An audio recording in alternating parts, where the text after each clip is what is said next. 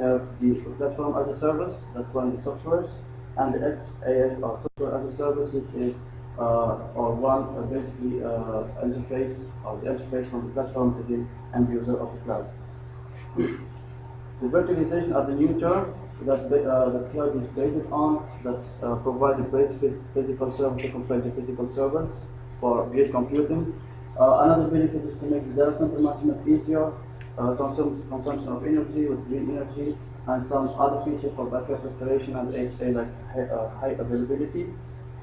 Virtualization basically moving from the traditional architecture to the virtual architecture. We add the new layer, which is the hypervisor that enable to run multiple operating systems on the same layer on the same machine. The hypervisor is considered as the kernel of virtualization.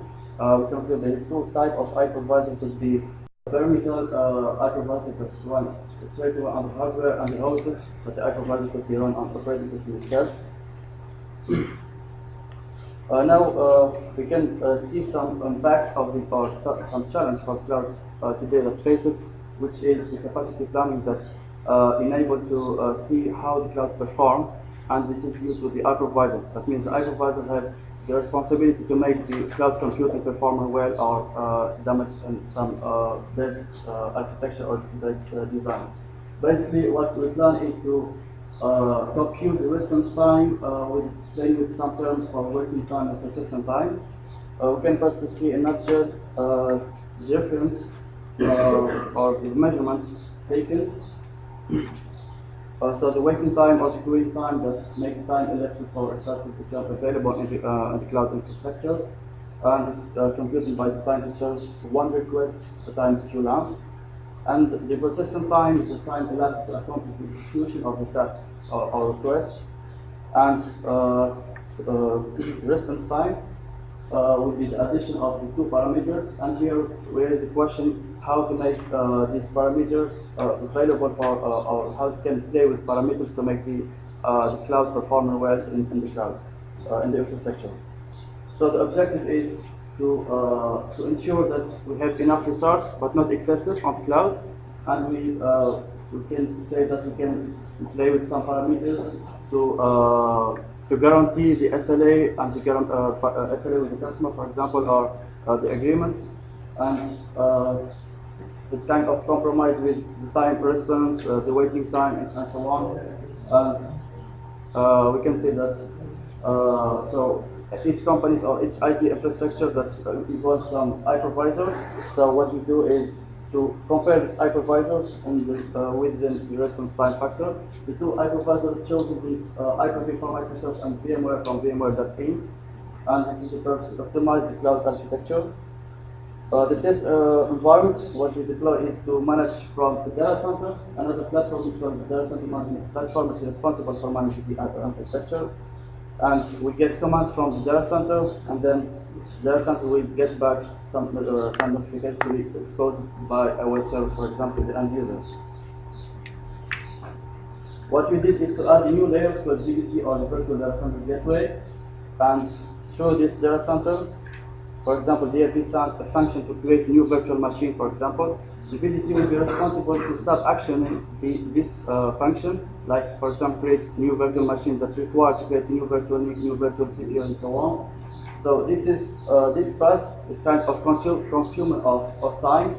So we plan to measure this time through the line from the VDG to the data center. So for example, here we can say from the full master to the data center, we can say the target is the consumer time or the route from the VDG to the specific hypervisor.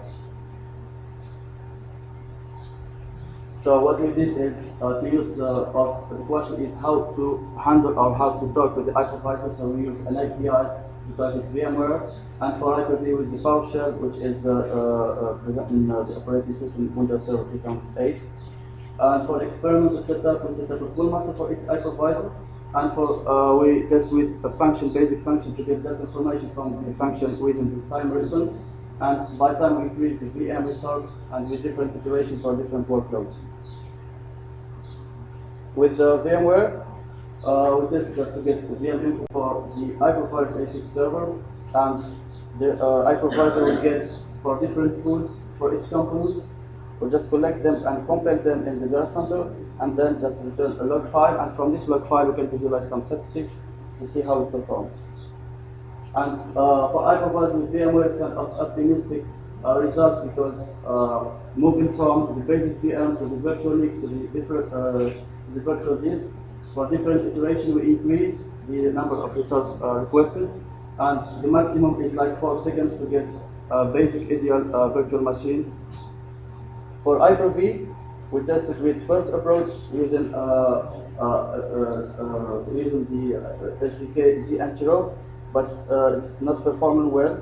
So we managed to compare many components for PowerShell using another protocol for WMI or Windows Management Instrumentation, and another library for Whisper-V. And then we combined Hyper-V with VDG to ask the data center with a remote video application. And so all the operations will be available to add or to manage all the infrastructure with Hyper-V as VMware. After deploying the infrastructure as compared to VMware, we just noticed some limits with Hyper-V for like not sufficient information, complexity of circuits, and especially blocking some connections via WMI. And as increasingly WMI commands is risk to destroy some multiple connections on the same time. So we found another approach is to include another protocol that uses XML files, so we make it easier.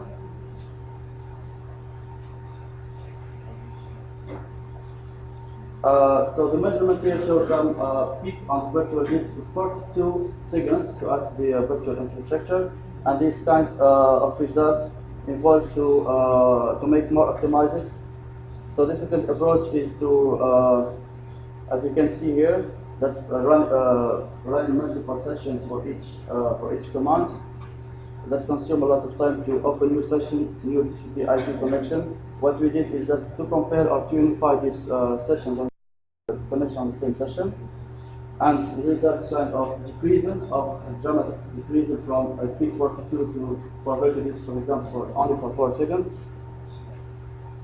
The comparison of the last comparison between Windows Server and Hyper-V and VMware, that for example for the number codes is increasing from VMware to Hyper-V by increasing the virtual machine, and we can see that Hyper-V is shown as curve peak exponential curve. Also with the time response, for example, but VMware is still always consistent on performing well.